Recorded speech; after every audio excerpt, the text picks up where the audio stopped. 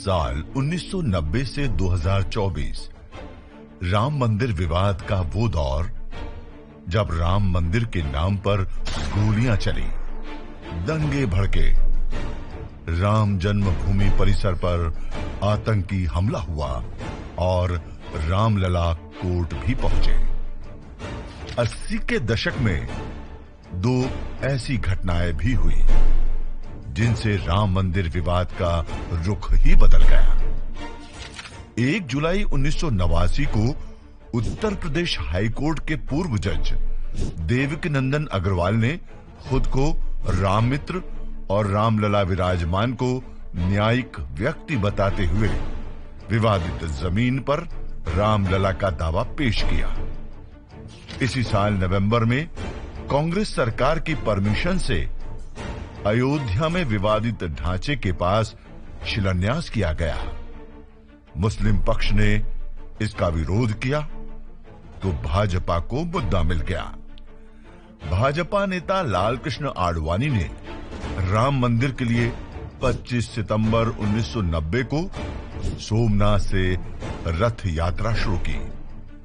20 अक्टूबर को इसे अयोध्या पहुंचना था, मगर बिहार में रथ यात्रा को रोक आडवाणी को गिरफ्तार कर लिया गया।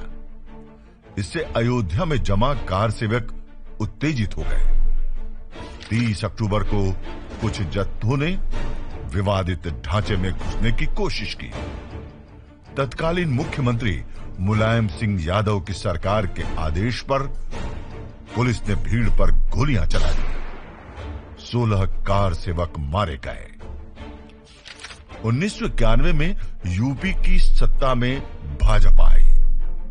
उधर मंडल कमीशन की रिपोर्ट लागू होने से देश में अगड़ा बनाम पिछड़ा राजनीति तेज हो रखी थी। कल्याण सिंह सरकार ने विवादित 2.77 एकड़ जमीन को कब्जे में ले लिया और 42 एकड़ जमीन विश्व हिंदू परिषद को लीज पर दे दी।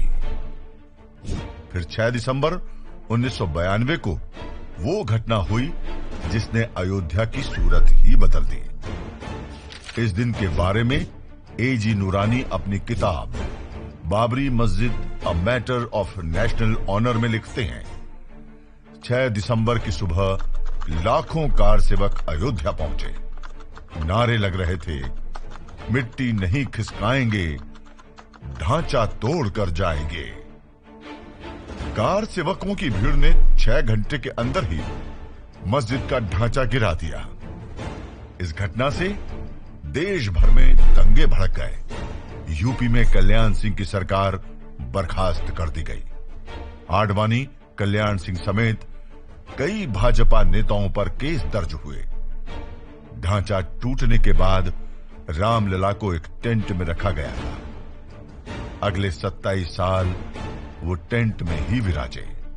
ढांचा गिराने की सीबीआई ने जांच शुरू की। अदालतों में केस खिंचता रहा और राम मंदिर आंदोलन का स्वर धीमा पड़ता गया। मंदिर आंदोलन की चिंगारी को फिर 10 साल बाद हवा मिली। साल था 2002। गुजरात के गोधरा कांड ने देश में राम मंदिर की चर्चा तेज कर दी। इसी साल इलाहाबाद कोर्ट ने राम जन्म स्थान स्वामित्व विवाद में सुनवाई शुरू की। 2003 में कोर्ट ने एएसआई को सर्वेक्षण का आदेश दिया। एएसआई की रिपोर्ट के मुताबिक खुदाई में 10वीं शताब्दी के ऐसे पत्थर मिले जो हिंदू मंदिर के हो सकते हैं। 2010 में इलाहाबाद हाईकोर्ट ने विवादित जमीन को निर्मोही अखाड़े, सुन्नी वक्फ बोर्ड और रामलला विराजमान में बांटने का फैसला सुनाया।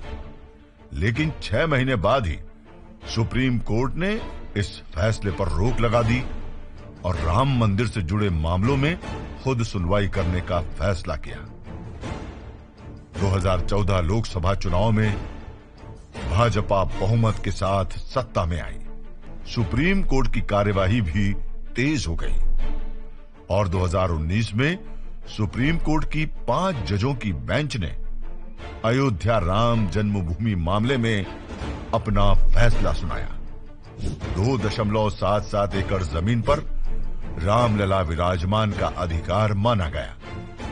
कोर्ट ने केंद्र सरकार को 3 महीनों में एक ट्रस्ट बनाकर जमीन उसे सौंपने का आदेश दिया। साथ ही केंद्र और यूपी सरकार को यह निर्देश भी दिए कि मस्जिद बनाने के लिए सुन्नी वक्फ बोर्ड को अयोध्या में ही 5 एकड़ जमीन उपलब्ध करवाई जाए।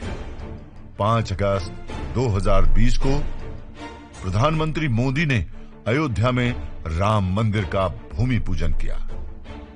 निर्माण का पहला चरण पूरा होने के बाद अब आखिरकार वो समय आ गया जब 22 जनवरी को श्री रामलला मंदिर में विराजेंगे। राम मंदिर बनने की कहानी आपने पढ़ी, लेकिन इस कहानी को समझने के लिए जरूरी है विवाद के कानूनी पहलू को समझना। मंदिर विवाद की कानूनी यात्रा पर बात करेंगे राम जन्मभूमि का इतिहास के अगले एपिसोड में।